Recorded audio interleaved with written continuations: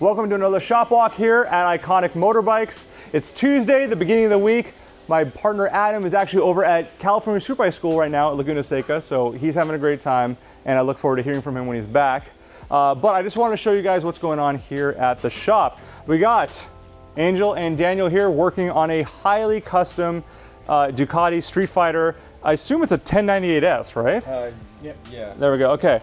And Daniel has taught me many things over the years. One of my favorite phrases is, custom bikes have custom problems. And as you can tell, this is very custom. So unfortunately, the boys are diagnosing some starter issues right now, which is why that's all apart. Yeah. But we've talked about this bike in previous shop walks. There's a lot of crazy parts on it, an incredible amount of carbon fiber, and selfishly, I want to talk about the wheels, Rotobox Boost wheels, because these are actually the exact same ones that Ollie, who we'll talk to in just a moment, one of our technicians, Ollie put these exact wheels, or the same type of wheels I should say, on my personal Kramer track bike. And we just did a track day this weekend. It was 100 degrees and it was simultaneously amazing and miserable. But you know what?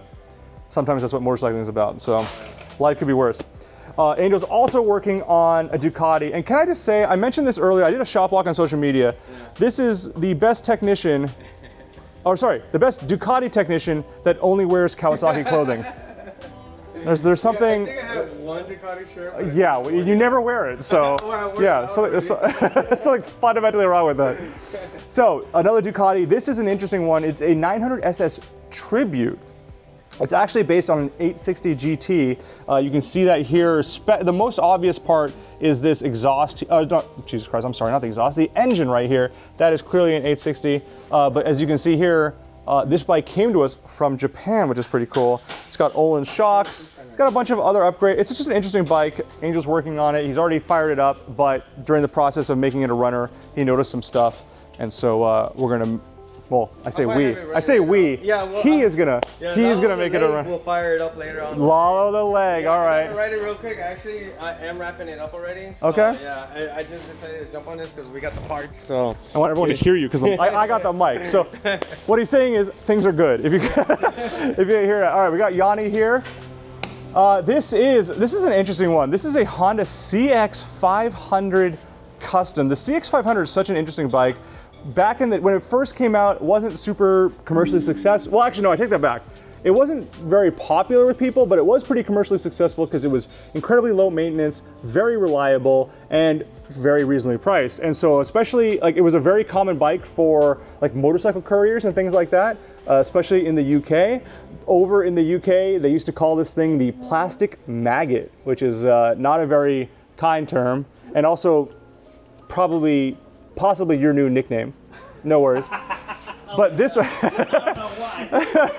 but so this is, again, it's a CX500 Custom. There's some cool touches to it. You got a Penske shock, you got the, the paint on the engine covers. If you can come over on this side, good sir.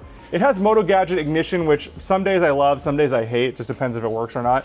But you can check, you can see here the way it's drilled. It's not working. The Moto Gadget ignition? The ignition? Yeah, no, so that's my point. So it's down here, yeah. This is one of those days where I hate it because it's just, they're finicky. Oh, look at you. Oh, look at, all right, there's your turn signal. But this is a kind of a cool thing. This is your, oh wait, come on this side, because I think this side's just blanked off, right? Yeah, so on this side you can see that's your fuel gauge right there. So there's that little tube. We'll show you what's going on, how much fuel you have. So Yanni just put that up on his lift a few moments ago, so he's gonna make that a runner. Thank you, sir. Over here we got Ollie. Ollie and I just did a track day at Buttonwillow, where it was roughly 8,000 degrees, and but we survived. He took his NSF 250 out. We did a shakedown run for Arma. So I'll leave it at that because we're gonna have another video about it. So I don't want to bore you guys to death on that. You are doing carbs on this interesting Honda CB400F. This is a beautiful bike. The tank is actually upstairs, so I apologize you can't see it. But this is a really gorgeous example of a 400F, less than 800 miles. One of our clients in Northern California, actually one of our investors, a really wonderful client of ours, picked this up. And the best part of this bike to me, Mr. Riff, if you don't mind coming out here, is angle this way. The headers, people call these the waterfall headers, and they are absolutely gorgeous. I wish Honda did this kind of thing nowadays. Guess what? They do. The new Honda CB, what do they call it? The CB650R and the CBR 650 both have that. They got some inspiration from the old days, and they use that header setup on the new bikes as well. And so it's definitely a gorgeous, gorgeous piece of motorcycling. And of course, how could you not love that? All right, so that's Ollie's Bay. Thank you, sir. And then we got Steve the Professor. What's up, buddy? How you doing? Playing.